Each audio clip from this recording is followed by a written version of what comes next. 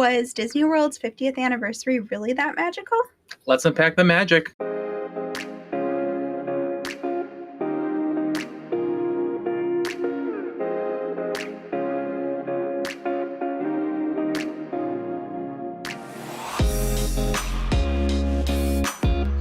Welcome, everybody, to another episode of the Team Unicorn Podcast. I'm Tyler.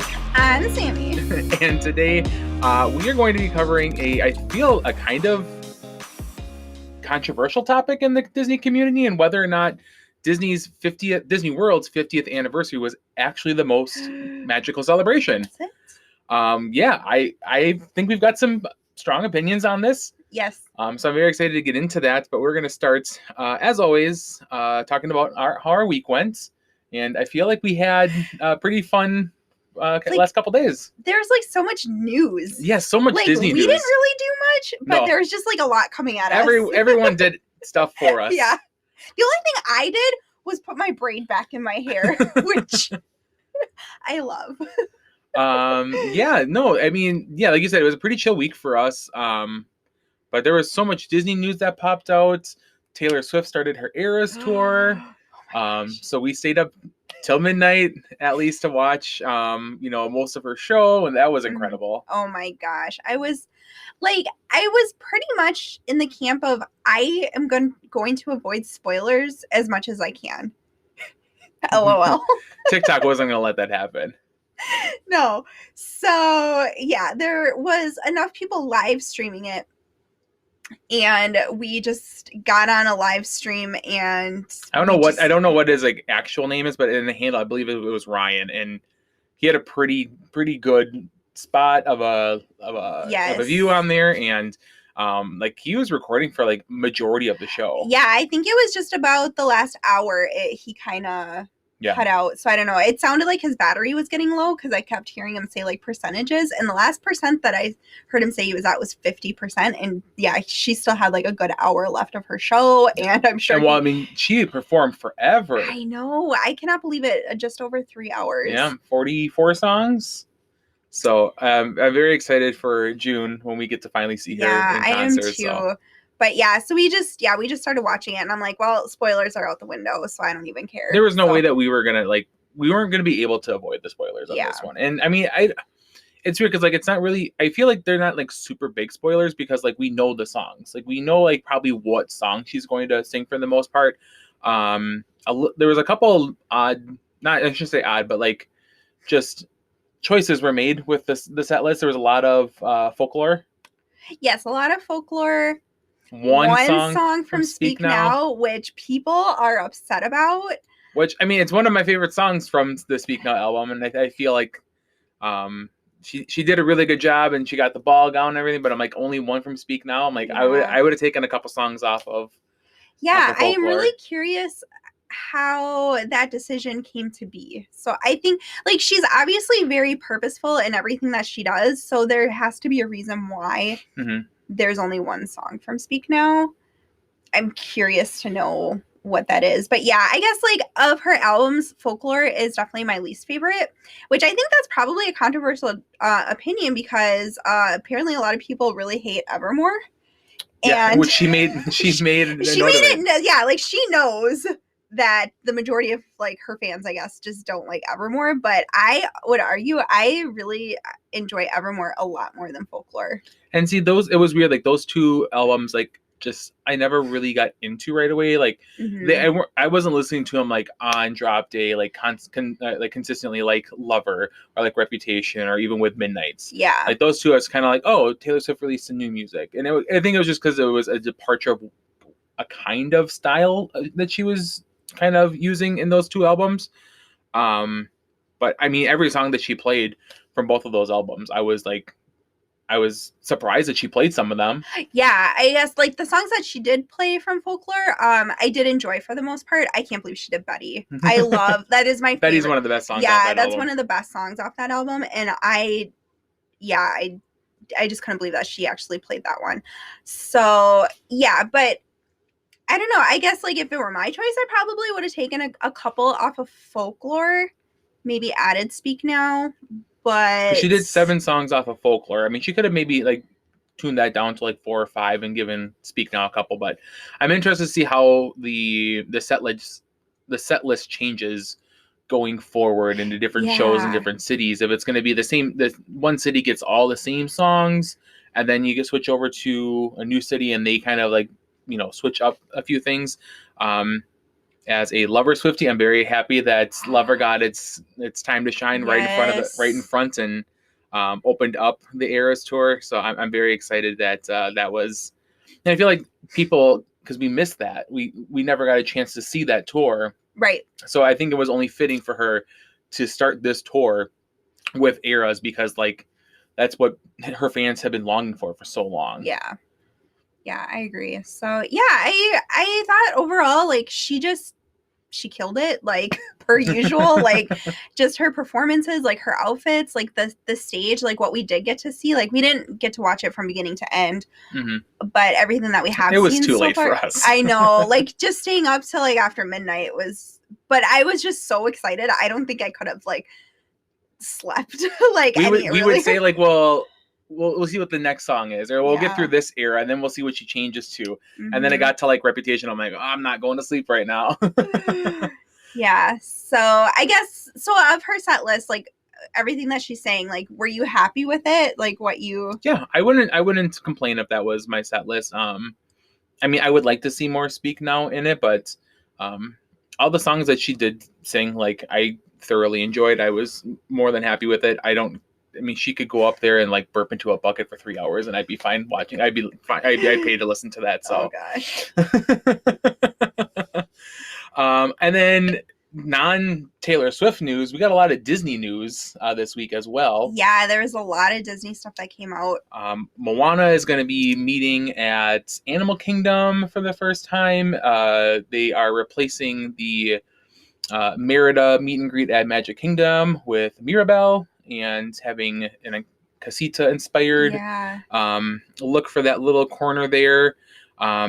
Confirmed that Figment is coming this summer. Yep. Which they initially said at D23. I think it was like late. I think they said late. And I'm just like, put a friend of Figgy into that costume and get them out there. Like, we need that. I've wanted that for so long, and I'm so excited. And it sounds like the way that they are going to be doing it is that in that not communication, it's like an event center, which I didn't realize it was that close to being open, because I'm like, that's got to be open for people to go and enjoy it and, you know, meet the characters. So I'm excited that Epcot is starting to finally slowly come together. Yep. We got Pete is going to be showing for the first time out in Disneyland. I mean, I love characters. So like a lot of the stuff that happened with the news, like I was mainly focused on the characters, because I love meeting characters. That's like my favorite part about going to Disney, other than eating the food. So yeah, what are we missing? I feel like we had a couple of... Speaking of food, they're doing like a whole food, I don't want to call it a booth, but over by like Tron, like oh yeah, like a brand new kiosk. Yeah, like they're getting food over there.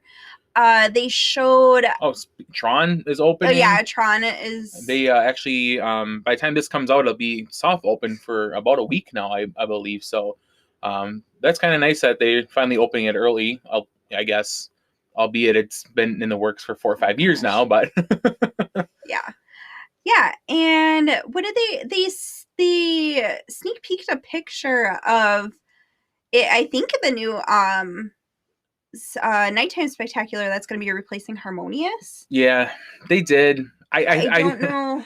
I don't know anything about it. I don't even know if they gave a name to it. No, I don't even think it has a name. I did find it funny that people bitch and moan about the barges so much, but then I'm pretty sure that there's got to be some sort of barges in this show to kind of, based on the concept art, it would seem like there are some sort of lighting package barges or firework barges that are still out there. So I'm assuming that they probably will be able to like take them in and out. Yeah.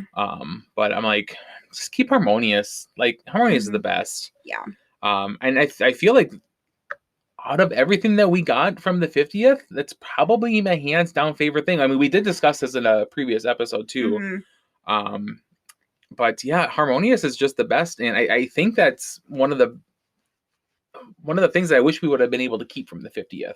Yeah, I agree. I think the way they did the music and everything with it, it just like, to me it feels like Epcot. I know a lot of people, from what I have heard, it doesn't feel Epcot-y. I don't understand, and I don't understand at all. Yeah, because they literally got like choirs of people together to sing in like the native languages of the countries in Epcot to create like this beautiful, harmonious, like nighttime spectacular. And yeah, that's like Epcot, right? Right. Am I missing something? That's exactly what Epcot is all about.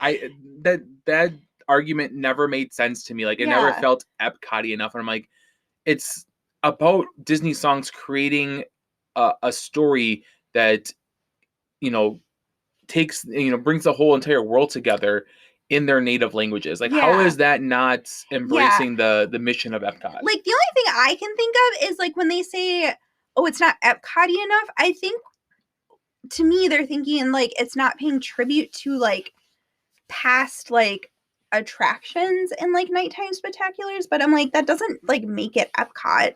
My issue, I don't know. I think where people are coming from with that argument is that that's just a more sophisticated way, instead of crying that there's more IP in the park. So I feel like if you're a Disney fan from like, if you're an Epcot fan from like when it first opened up, from like the 80s, there wasn't any really IP in the park. So like lately there's been so much more additional IP coming into the park, and I think that like disturbs like the Epcot purists. Sure. So like if you bring in a show that's if nothing but based on IP and the songs that are in those songs, or those in those movies and in that IP, I think that's where people are going to complain about it. The purists are going to complain about it, but then saying, well, it doesn't embrace the original idea of Epcot, or it doesn't feel Epcot-y. That's just like, I don't know, like a lazy excuse to not have to blame IP for something, because I feel like the go-to argument for a lot of, issues with the park is it's either too much IP or there's no IP. Yeah. But I can see that. But I feel like starting off this way is actually a really good introduction into today's main topic, which would be we're going to be discussing whether or not the Walt Disney World's 50th anniversary was truly the most magical celebration. Yes. Obviously, the way that Epcot handled it with having Harmonious, I mean, on my hand, I think that very much embodied a very magical celebration. Oh, yeah, I agree. I think, had they not had Harmonious, well, I don't know, they still had Spaceship Earth, and she got, like, the love and attention that she deserved, because they redid, like, the whole lights on her, and like the best beacons of magic, like, hands down. Yeah. So, yeah, I think just having those two things alone in Epcot, like, nailed it. Yeah. Like, I agree. So I think what I want to do here first, before we get into like the specifics about the parks and what we did or did not like, let's just kind of list what we did get with the 50th, and then we'll kind of start off with our just main answer. We'll answer the question: was the 50th actually the most magical celebration? So we did get quite a bit throughout the parks. I do think that maybe some people don't give the Disney World Resort enough credit for how much they actually put into this celebration. But obviously Cinderella Castle got that gorgeous makeover. Yeah. And that started well before the 50th. We got the golden statues, the 50 golden statues throughout the parks. Well, the 50 characters. 50 characters. I don't remember exactly how many. I think there's probably only like 44. Yeah. Or something like that. Characters throughout the park. Or all four parks, I should say. We got new nighttime spectaculars with Enchantment, Harmonious, which we've already discussed because we love it so much. And then all the beacons of magic at every park. So we got the awesome lights on Spaceship Earth. Cinderella Castle got its own little special lighting package. Hollywood Tower of Terror got a glow up. And then the Tree of Life got a couple different versions. That one like kind of switched. It had a few different. And it depended on the season as well. Yeah. So we got all the beacons of magic. There was some new shows and attractions. So we've got Kite Tales that came to Animal Kingdom. Rest in peace. Rest in peace. That did not even make it like a year. Man, that was the best. We'll come back to that. We got the 50th Cavalcade that came through, and the Riverboat Cavalcades around Animal Kingdom. Yep. And then some new attractions around the park. We got Remy's. We got Guardians of the Galaxy Cosmic Rewind. Tron is technically opening up in the 50th time frame window. I mean, yeah. They've had they have cast member previews, or media, and like cast member annual pass holders. Yeah. So I mean, that's technically opening within the 50th window because it ends the end of March, right around this time when this podcast is coming out. And then we got some new restaurants like Spaceship 220. We got the Galactic Star Cruiser. So those aren't maybe realistically like part of the 50th, but they came out during the 50th. Yeah, and then not to mention all like the special like food and drinks that you could get throughout like all the parks and like Disney Springs and stuff. Definitely not gonna list all of those, but but there's a lot, and I guess I don't know what's all still available, but I'm not really sure like if you can still get like, I don't know, like the Blondie or something. No, you could still get stuff because I was looking when we were kind of prepping through this. I went through and kind of saw like you could still get like, I know they had like a Mr. Toad's Wild Ride burger. It was like the brat burger with like the pickle sticking out so it looked like a tongue or whatever. That's still available. Yeah. Oh, and those like little drinks that change color, like depending. I never got one of those. I said as soon as I saw this, I'm like, the next time we go for our first 50th trip, I'm like, I'm gonna get one of those drinks. Those look so cool. It was literally just lemonade with just like edible sugar. Yeah. Or glitter sugar in there. Never got them. I didn't see it at all. No, I don't even know. Because it was at select sit down places, which we don't really do a lot of sit downs. We do a lot of quick service. So, but yeah, so we never did get that. But yeah, there was plenty of like food and drinks and stuff, and then not to mention like all the merchandise. Like I'm currently wearing my prized possession, my 50th Most Magical Celebration Spirit jersey, which sold out quick. Yeah, you can't get it anymore.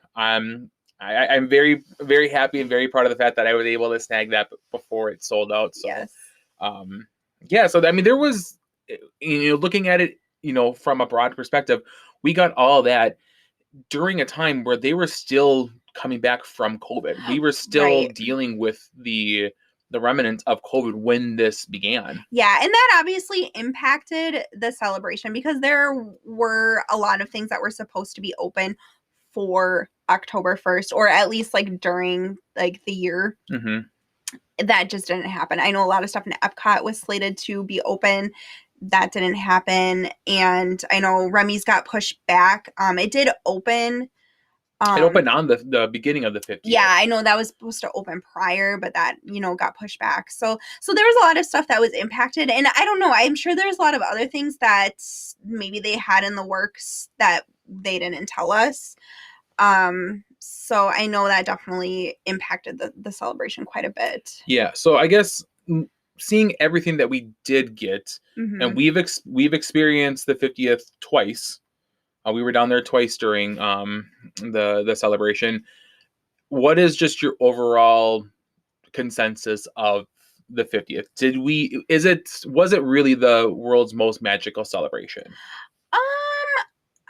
I don't know. I guess to call it the most magical just means that it just, I don't know, to me like blows your mind. And I don't think everything did, but I did love, like, I love the castle. Like, I thought they did like a stellar job with the castle. I'd keep it. Yeah. Keep it. I would.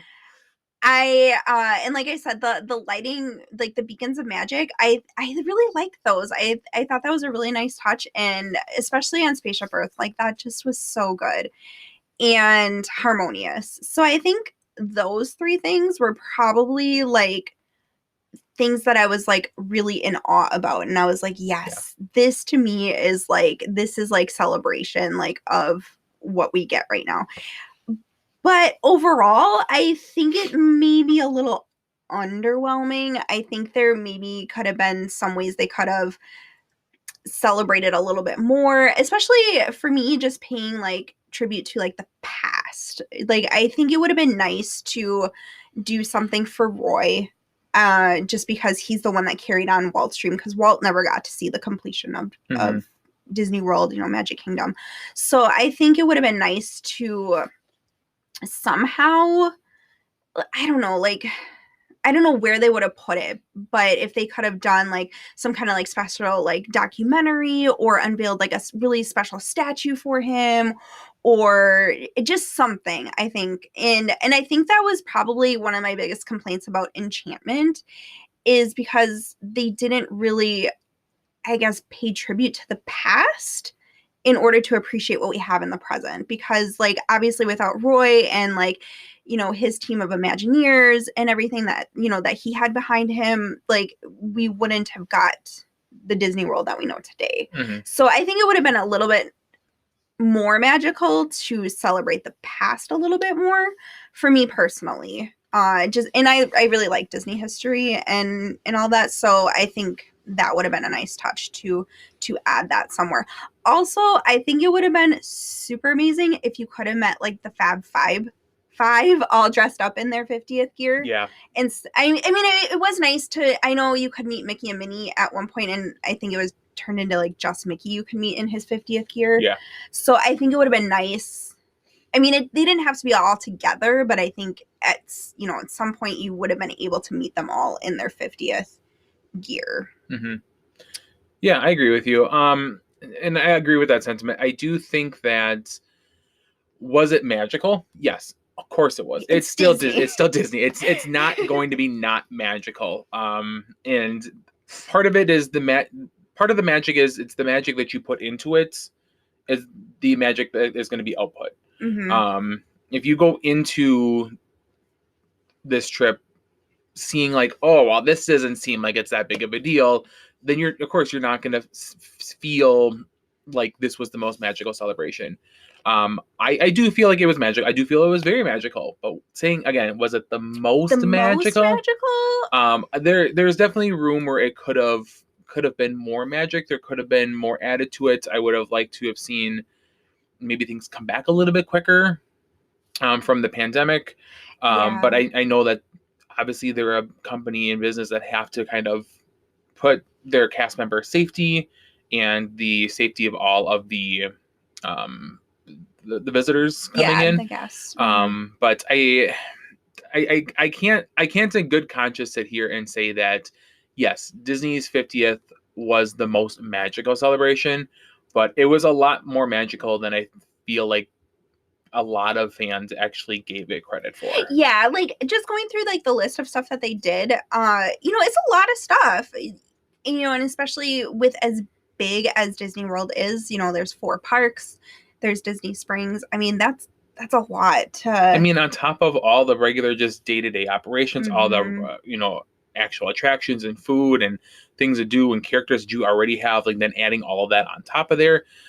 So yeah, I'll agree with you. Like it was more to be desired, but I feel like you need to give credit where credit is due, and it was still very magical. No, yeah, I agree, and I think there was definitely like the extra magic, excitement, anticipation of going for the 50th, like just saying like, yes, I was there during that. Well, especially that freaking banger of a song, The Magic Is Calling. Like when we listened to that, and like I remember listening to it while we were like on the bus going to, or like I think on the road going to the airport, and then like when we're actually in Disney listening to that and like getting the feels, and then they had it as part of the Beacon of Magic's light show on Cinderella Castle, which it seems like they kind of like discontinued that pretty quickly, at least like, because I don't remember it being there on our second trip, but on our first trip it was. But my God, like I got goosebumps, like just listening to that and like just feeling like that's that Disney magic. That is like the magic is calling me. Like I am here. I'm part of something bigger. I'm part of a history. I'm part of this very momentous celebration of something that I truly, really love. And I felt that quite a bit at points throughout the trip. but to say like the entire celebration can be encapsulated by that type of feeling, that's where I was like, I can't go that far. Yeah, and that's where I'm just like, I just don't know. I'm not sure like what else they could have done like throughout the park to make it feel more magical. Because I definitely think like walking down Main Street, like looking at the castle, you know, knowing that I got that makeover, like the big 50th emblem is, you know, right there in the middle. You got like the Mary Blair banners, you know, off to the sides and stuff. So like I feel like in that section it was very 50th, very magical. Mm-hmm. But then I feel like at some points, like when you're wandering through the park, like you're going through like Adventureland and stuff, and yes, there are like the 50th statues to but look at. It just felt like Adventureland. Yeah, it was like, I'm like, like it's just like a normal, it's just like normal Disney, which I mean has its own level of magic. But then to say like it was elevated because of the 50th, I don't think it was. Right. So yeah, I agree with you. Yeah, so I guess speaking of the 50th statues, we haven't really touched on those. Yeah. What do you think about those? I liked the 50th statues. Okay. I really enjoyed them. My only complaint is that I wish they would have been spread out more, like where they ought to have been. Yeah. So like R2D2 and BB-8. Put them in Galaxy's Edge. I know it, ruins the, ruins the storyline or whatever, but we're already at the point where like the storyline doesn't matter. Like it honestly does not matter anymore there. People are going there for Star Wars Land. You know what I mean? They're not going in there. I should say not everyone.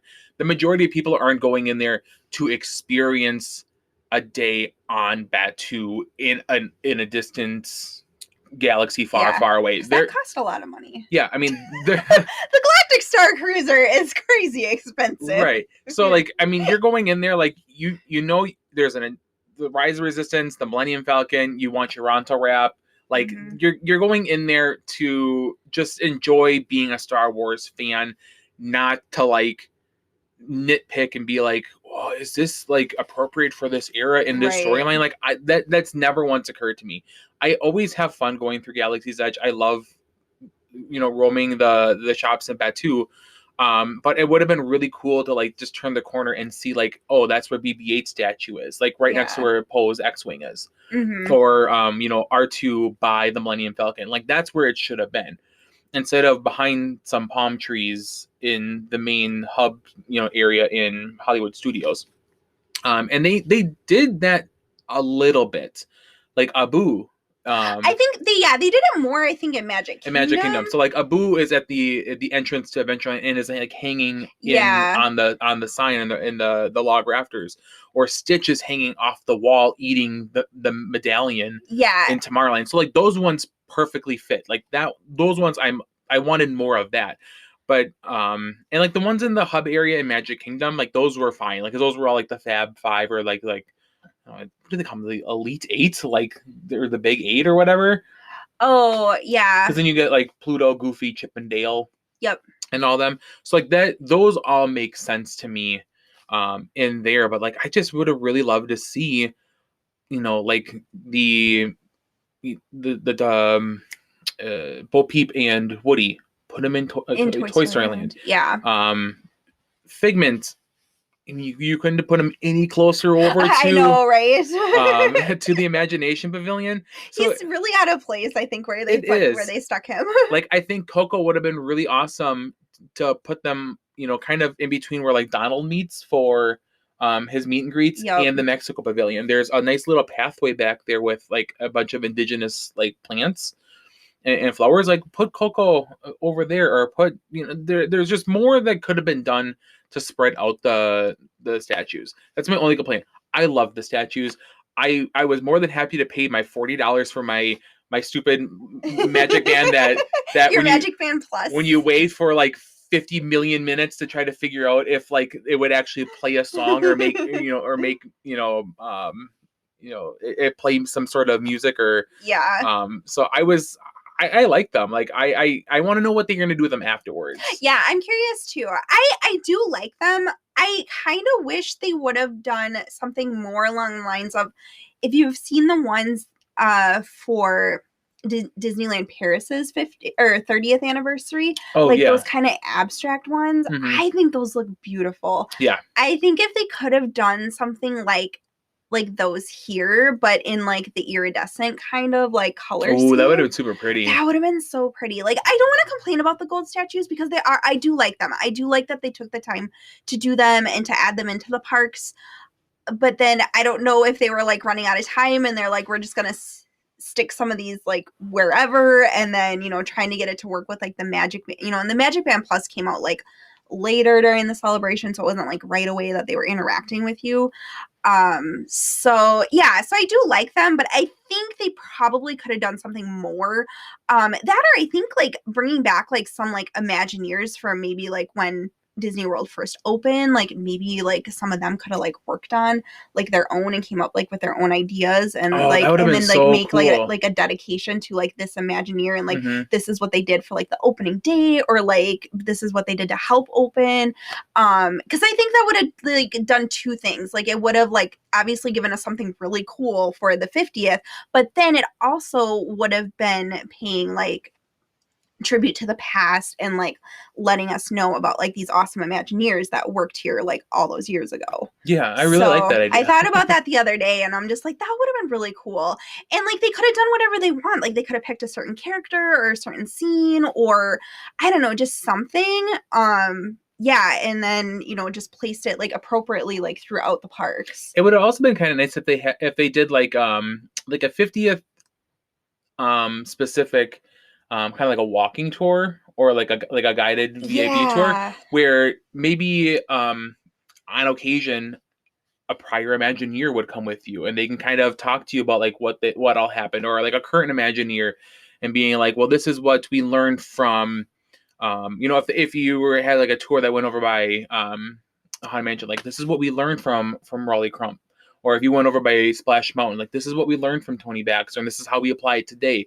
And you kind of had like almost like a behind the scenes on what Imagineering does, and how they, you know, take the information that was learned and passed on from all the great Imagineers from 50 years ago when they first opened up the park. And yeah, and then you could have just done it for like just like a walking tour of like all like the opening day attractions. Like this is what was here, like on or even put something on the My Disney Experience app, or or all you have to do self-guided, like a self-guided tour, and then maybe it's just like a video that pops up on your app, and it's Tony Baxter saying like, "Oh, this is what we decided to do when we were doing Adventureland." Like, I think that would have been, or, you know, our Frontierland, like that would have been something I think would have been really, really cool. Wouldn't have cost anything to have like a cast member come do it. It just would have been right on the My Disney Experience.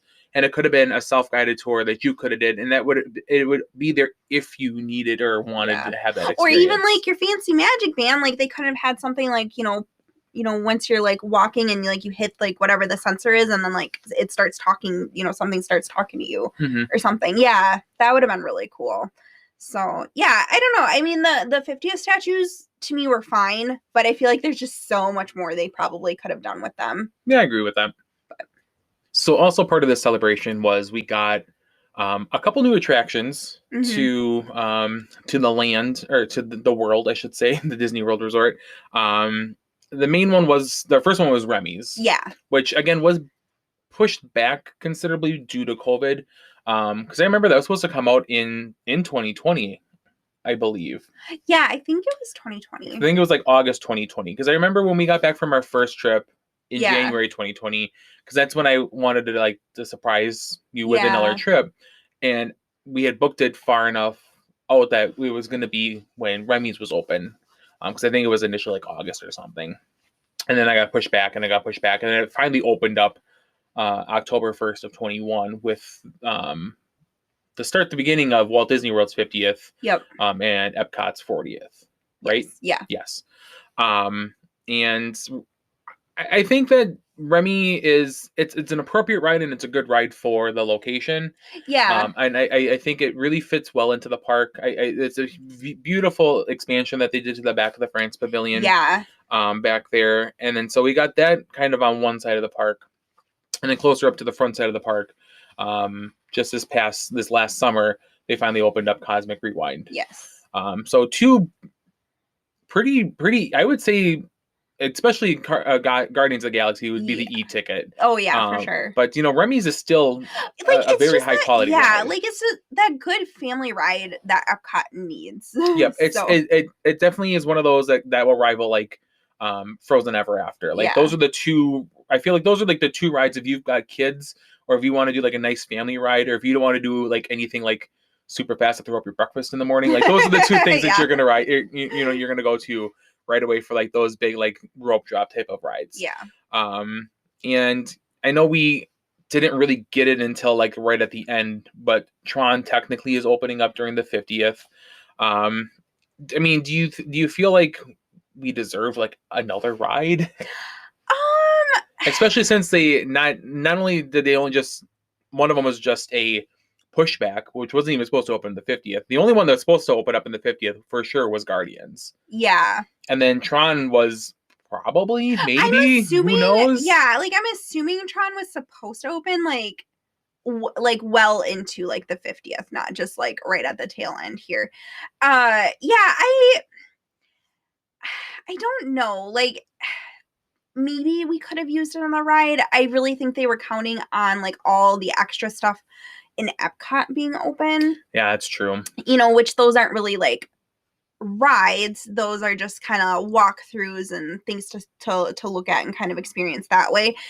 So I think they were, counting on that. And I don't know. I mean, and I think like my go-to thing is like, well, if we can't have like more rides or attractions or something, can we at least get like some more character meet and greets? Like maybe like some special ones for the 50th. Like, oh, we're going to bring this one out like specifically for the 50th. Like, I think people underestimate the power of character meet and greets. Of course, yeah. And it doesn't even need to be like, Goofy in like or Donald Duck in their 50th outfit. Like bring out a character that rarely ever comes out. Like, and I know that they like to save those for like the ticketed events or like the Christmas parties or stuff like that. But I feel like you've got these characters that are so beholden to people and are so beloved to people. Bring them out. Mm-hmm. Like when we did the Christmas party last year, like look at how long that line was for Moana. Yeah. Look at how long the line for Jack Skellington is at the Halloween party.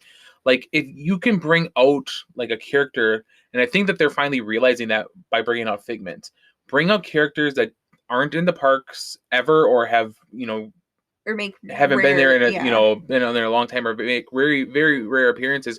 Bring them out. Those fans will flock to them. Those will be those big things, and that helps with guest dispersion. Yeah, that helps. It's going to draw those crowds. Yeah, because people are going to wait. Like, for those. I will hands if I had to choose between waiting 40 minutes for like Buzz Lightyear Space Ranger spin or waiting 40 minutes to meet Buzz Lightyear. I would wait the 40 minutes to meet Buzz Lightyear instead of the ride, because the ride is going to be done. It's going to be done and over with. I'm not going to earn Galactic Hero. I'm going to probably ride it again and not earn Galactic Hero. It's just a rewritable thing. But like having those character interactions and like meet with you, those are always so special and unique. And like especially the first time you meet one of those characters. And the one that I'm thinking of was Merida. The first time we met Merida. Like they took the time to talk to us, to really be in character, to make you feel super special. Like do that more. Yeah. Do it with characters in their 50th costumes. Do that with characters that maybe represent the 50th. Mm-hmm. So like rare characters that put someone in, get Orange Bird out there. Yeah. Like that would have been so cool. Yeah, like I think it would have been cool to have like a designated spot or two like throughout each park, and they just kind of rotated characters. Like you didn't know which one was going to show up, but this is what we're doing special for the 50th. We're having these characters like just come out when they can or something. So I think that would have been a really nice touch, so yeah, not necessarily a ride or anything, but I think having those special characters, because that, to me, I think, like you said, like that's really where a lot of our memories come from, is those character meet and greets and interactions. And that might sound crazy coming from adults, but it's so true. Like it doesn't matter like how old you are, like those character meet and greets are so special. And like in in the character, like the cast member knows that, like they will make it special. Like if they can clearly see you're just two adults, but they will still make it magical for you. And especially with the characters, and it definitely happened with us. Like when we for the first part of the 50th, there was still social distancing. The characters were still, they were more of just sightings, yeah, or they were distance meet and greets. So you kind of had a barrier in between, or like it's like Winnie the Pooh was kind of out in like the field, yeah. Or when you go and meet Mickey, there was like he was kind of roped off, and you had to kind of stay behind. Once they kind of got rid of that social distancing and allowed hugs back, like that should have been the bread and butter to be like, oh yes, the magic is coming back. The magic is calling you to come back to meet your character. Because I remember that our first characters that we hugged were Chip and Dale. Like I cried during that. Yeah, like, that was... And I'm not the only person that's that would have did that. Yeah. Like if we could have got like, and some of the characters that were here before the pandemic that aren't there now, like Doug and Russell, like I would have lost my freaking mind had we been able to hug Doug and Russell in Animal Kingdom. Oh my gosh. So it's kind of like those type of things, like, if it means that much to like two Disney adults like us, like that's going to mean that much more to kids, especially if like a kid, was 4 years old before the pandemic and like got to meet and hug Mickey and then got to go back and they couldn't even like be 6 feet up. Yeah, it'd be 6 feet apart from Mickey. Yep. Like that's got to be a weird transition for those kids. So like bring those characters back. So like, yeah, I feel like that was something that was maybe a little bit underwhelming, is that how slowly they integrated characters back in and the amount of characters, and just not really capitalizing on the fact that character meet and greets are a huge part of the Disney experience. Yeah. And I don't know. I mean, like I know a lot of it was safety, like obviously just coming or trying to get out of a pandemic, you want to keep everyone's safety in mind. But I think there's they probably could have sped it up more. Like it just, it seemed to really drag out. Like, I feel like that stuff. And even now, like still just like slowly bringing stuff back. Like, oh, this hasn't opened yet. And like, oh, it's opening. And it's like, oh, wow. Like that's. Yeah. I think that's probably like any of my issues with the 50th stem from the lack of speed of which things were done. Yeah. Why is it that it just took until like right around now for the train to come back? You know what I mean? Yeah. I mean, I know they kept using Tron as an excuse, but I feel like they probably could have made that more of a priority to make sure there was a path for especially it to get like through. That was Walt's thing. Yeah. Was the train. Like that was he loved his trains. Like that was something that was carried over from Disneyland to Disney World. Like that is like the one thing that had to be the same. Literally closed for the whole 50th. Literally closed for the entire 50th. Like why was that not a priority? Yeah. Or like, obviously the character meet and greets, or bringing back the parades. Mm-hmm. We're kind of seeing it over in Disneyland right now, that they just got the Magic Happens parade back. That's so sad, because that literally is the best parade. It is, and it had a week, 2 weeks maybe. I think before, like 2 weeks, yeah. Before COVID, and then it just got like. It took them like 3 years to bring that back. And it was almost to the point where I thought that they weren't going to bring it back because they were going to ship it over to Disney World because it was the most magical celebration. Magic happens. Yeah. And I'm just like, I know that was just wishful thinking. It was never going to happen. But I'm like, but why are we waiting so long to bring something like that back? Like there are cast members that would be more than happy to do or to fulfill that role. So it's just why we weren't getting stuff done quicker. Obviously Tron took 1.5 million years to come up. We're still waiting on a lot of the Epcot's with the Moana exhibits and the kind of the center world celebration part of Epcot to be completed. So it's kind of just like, if a lot of those projects were sped up, and by sped up, I don't necessarily mean that they also should have skimped on like the quality of the projects or, took the budget out of them. But I'm like, if you had gotten just a few more things in, like that would have really solidified, like, yes, it was super magical. And I would say like the 50th was as magical as they made it to be. But I don't think that they put all of their effort into making it the most magical celebration. Yeah, like we said, I think obviously COVID had a lot to do with it, and I don't know if they were just like, yeah, we're just getting out of a pandemic, we're trying to get things together, we'll just, kind of keep letting things slide, because the pandemic, I don't know like how much of that they kind of used as an excuse. I feel like at some point the pandemic probably became more of, as instead of it was a precaution for things, it was an excuse for things. Yeah. And yeah, maybe that's why we don't have like 100% enthusiastic, thoughts about the 50th. It was still fun. Don't get us wrong. We loved, what we got to experience. Yeah. But it's just hard to look at some aspects of the celebration in whole, especially because it was 18 months long. Yeah, and that was going to be one of my questions. Like, it was that long, or was that too long?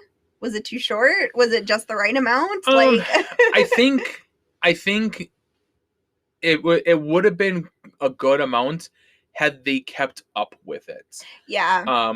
For what they wound up doing for the 50th, I think a year would have been fine. I don't think they needed to go 18 months, because now we're to the point where, especially like when we were at our last trip back in November, because they had changed Enchantment, I think, about a month earlier, in like the end of September, October, they finally added that and beginning. They added the beginning scene where they addressed, the history of Disney World, and kind of paid tributes to the attractions and Walt and and Mickey, was added to it. Yeah.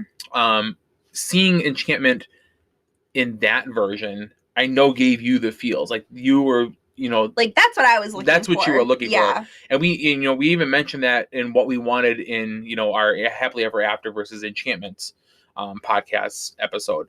But that should have been there from the beginning. Mm-hmm.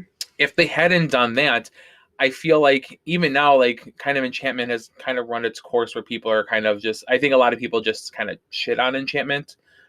Again, I personally really do enjoy it. I don't think it's a 10 out of 10.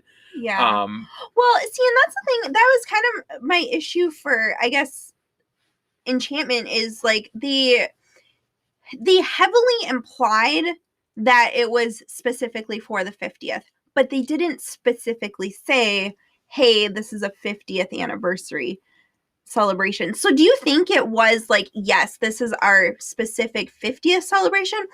Or do you think they really wanted Enchantment to stay, and that's why they didn't say it was like a specific like 50th? I looked at it as that this was a show that was new for the 50th, but it wasn't because of the 50th.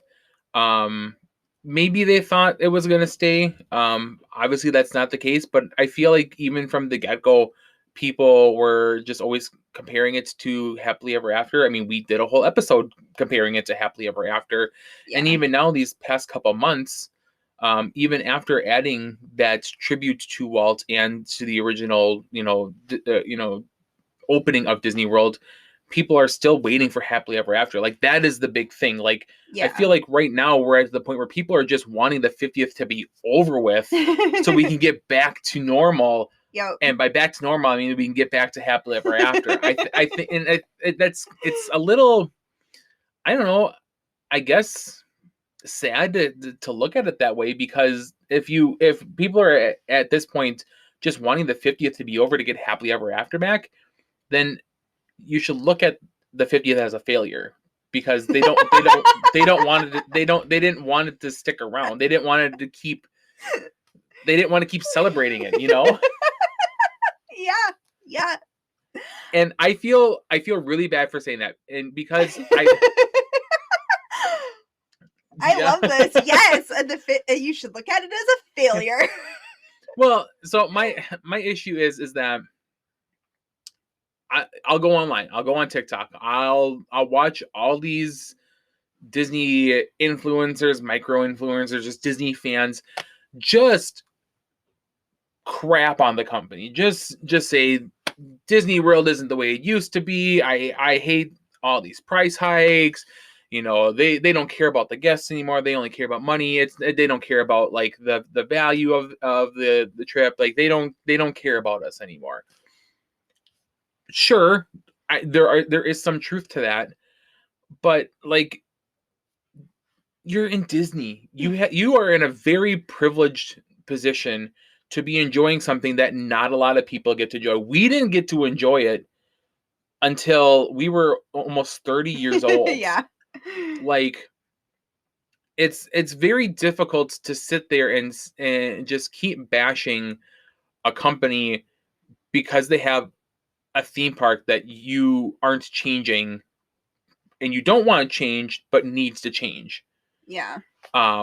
So listening to everyone kind of complain about that, and then obviously with the 50th coming in and Enchantment not doing as great as they probably were to hope to, not being able to do quite as much as they probably wanted to do because of the 50th. Right. Some of the food offerings were a little lackluster. A lot of the stuff, and apparently Harmonious too. Like people Harmonious is horrible. People hate it. It doesn't fit. It doesn't fit. Yeah. The Epcot. The true meaning behind Epcot. So like just hearing people keep on saying that and like continually just trash like the 50th and Disney World in general, like I don't like hearing that. I hate that. Like I will cry, kind of skip over it, or I'll purposely, if it's from a creator that keeps coming up, like I will say like I'm not interested because I don't want to hear that. Like I'm here for Disney because I love Disney. I will celebrate it more than I will trash on it. But then it's an episode like this where like the more I talk about it, I'm just like, oh, maybe they didn't do good. Like this is bad. Like people could see this as a failure, and I don't want to be that negative person. Like I don't want to. I want to look at it a very optimistic way. Like again, like it was magical. It was very magical. It was as magical as you made it out to be. Mm-hmm. But like, because there are people without opinions on the internet, and Disney has to kind of abide by their rules too. Like Disney can make all the rules and all the decisions that they want, but I mean, if you have the majority of the people online criticizing that's why you get happily ever after back. Yeah, well, and I think it's just those people being the loudest, so then they get heard, I think, the most. Right. And I don't want to be one of those people in this situation. I don't want to sit here and bash the 50th, because it was not as bad. It was not nearly as bad as some people out on the internet might say it was. Were we a little underwhelmed? Sure. Could there have been stuff that could have been changed? Sure. But I mean, all in all, like if you really, like we did at the beginning, if we went through everything and said this is everything that we got during the 50th, like that was a very impressive thing for a big company and a big resort to do for all the millions of people that come through. Yeah. I mean, and at the end of the day, be mad at them because they got rid of Kite Tails. Like, like that should be the one thing that you're mad about. Like that they got rid of Kite Tails. Like, and they're gonna get rid of Harmonious. Like those are the two things that should have stayed. Of anything that should have stayed of the 50th, those things should have stayed. So I don't know. I'm just I don't want to be negative, but I feel like I'm being very negative right now. Yeah. So I think for me personally, like I just kind of wish Disney would have been more upfront, saying like, yes, this like these shows are like specifically for the 50th. Yeah. And and then I think they could have but I don't know, like I don't know if that was their intentions, because they didn't add anything, especially for Enchantment, that would make you at all like think it was for the 50th, because they added the tribute to Walt Disney World opening and the little bit with Walt and stuff like in the beginning. Like they just tack that on like a year after, which is just too little too late for me. And I don't know if they just assumed that like if it was for the 50th, if people should have just assumed it was a limited time offering. But because I mean, it's hard to make people assume that that's the case when there are things from the 50th that very well could be and should be continued on after it ends. Harmonious again being one of those things. But yeah, it's Disney really didn't.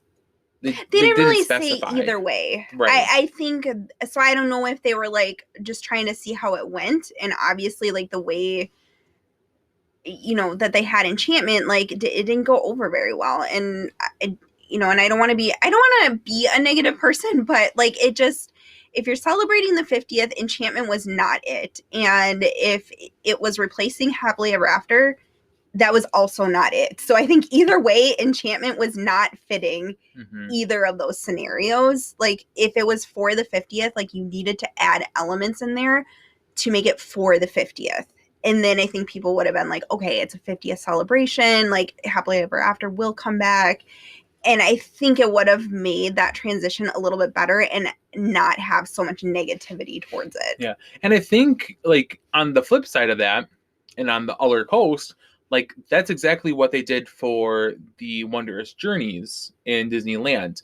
They came up with a very clear, consistent messaging that this is for the Disney 100 celebration. This show that we are going to be putting out specifically will cover every single piece of animated film that we have produced at Disney Animation.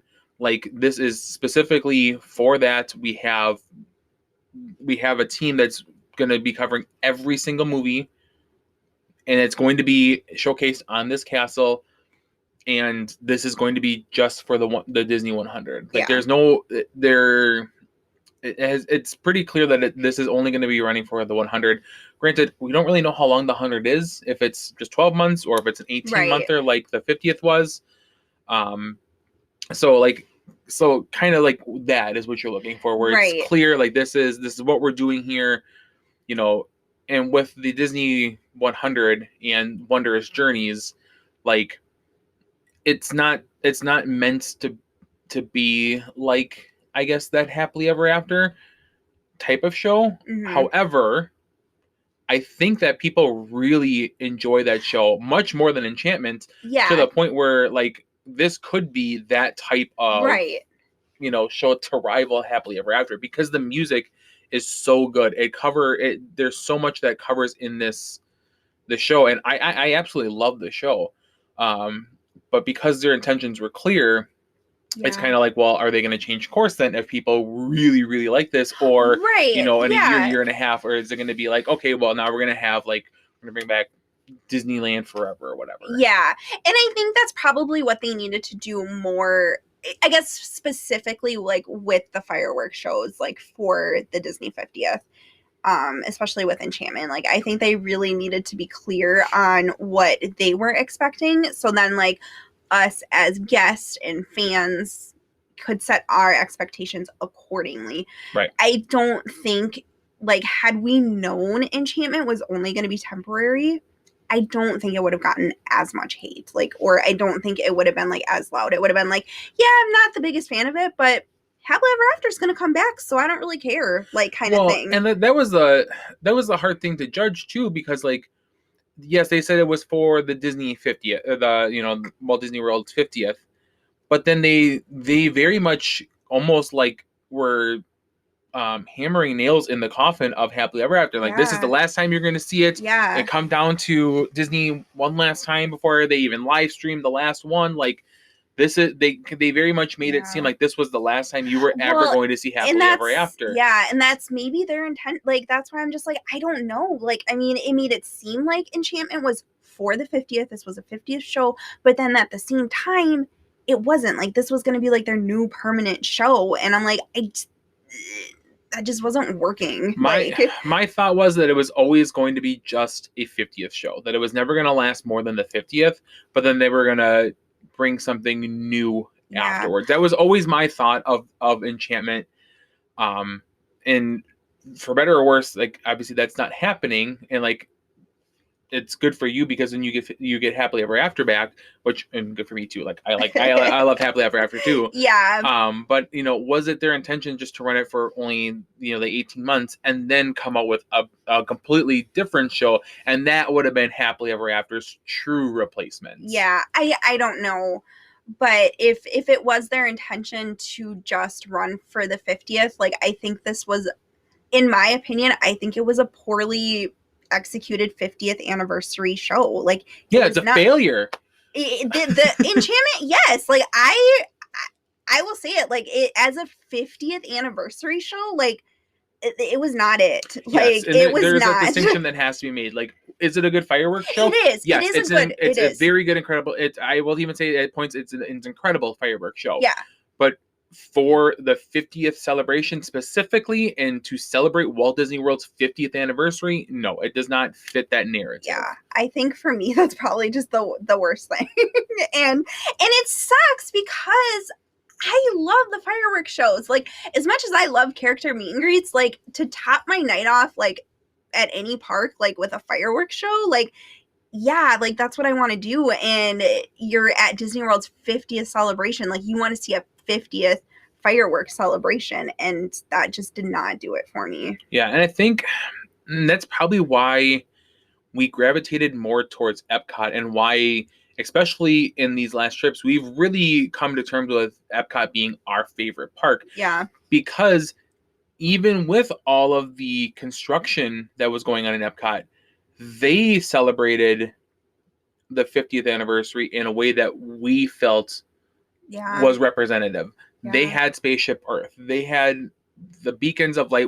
It's honestly probably the best part of the 50th anniversary was the lighting that was put onto Spaceship Earth, and the new packages that go along with it, and the rotating festival sound, lighting packages. Yeah, that they the beacons of magic that they had on there specifically for the 50th. Like that right there is celebrating a true park icon. It is celebrating the history of the park. Like, if Enchantments and what they did on Cinderella's Castle was specifically for Walt Disney World's 50th, as opposed to what they did on Spaceship Earth for, let's say, Epcot's 40th hands down wins it. Because what they did with Spaceship Earth and how they transformed that whole front of the park was incredible. It's amazing. Like, we literally stayed up there for almost upwards of an hour just watching it, being in awe of that light show, taking all the pictures and videos that we can. So, like, that right there is how I feel it should have been done over in Magic Kingdom. Yeah. And I just feel like the vibes and the feels that we get out of both of them is just completely different. Yeah. So it's like, and that's why I feel like we just feel like being in Epcot just made it feel like probably more magical than being in Magic Kingdom. Yeah, the 50th statues I feel were better in Magic Kingdom, but like everything else that we love about Disney and how they handled the light show and the Beacon of Magic and like their icon in Epcot, I feel was probably the best of any of the parks. And Harmonious was just hands down better. Yeah, it was hands down better. Like, I'm gonna be so sad to see it leave. I don't understand the reasoning why. Like, if their reasoning was that people outcried about it to the point we had to get rid of it, just like they did Enchantment, like that's dumb. Like, I understand the Enchantment part of it. Yeah, I don't understand the Harmonious part of it. Because Enchantment, they very much were saying like this is for the fit, like, or they heavily implied this was for the 50th anniversary of Walt Disney World, which was the opening of Magic Kingdom. So like, obviously Enchantment did not do it for that. Harmonious, on the other hand, was all of us coming together in song from all these different countries. Like, the soundtrack literally embodies that. Like, there are, I don't know how many different languages that are sung like throughout this song, like bringing us all together. That's what Epcot is. So like, just to sum up what you said, like, it just, Harmonious did it better, and Enchantment, I think, kind of failed in celebrating the 50th of Magic Kingdom. So. Right. So I guess to kind of wrap up the whole episode, I think we're pretty much on agreement that was it the most magical celebration? No. Was it magical? Yes. Was it more magical than a lot of people gave it credit for? Yes. But obviously you've heard that we were underwhelmed by a lot of things, a little disappointed, obviously from Enchantment, you much more than I was. Yeah. But in all, I do think that you have to look at it from the standpoint of this is what Disney World was able to provide its guests during a time in which that they were dealing with issues coming out of a pandemic and still were able to provide, I believe an above average response for a celebration. Yeah. And you bring up a good point. Was it too long? Maybe. I think maybe that had something like, I think had they just capped it at a year. Up.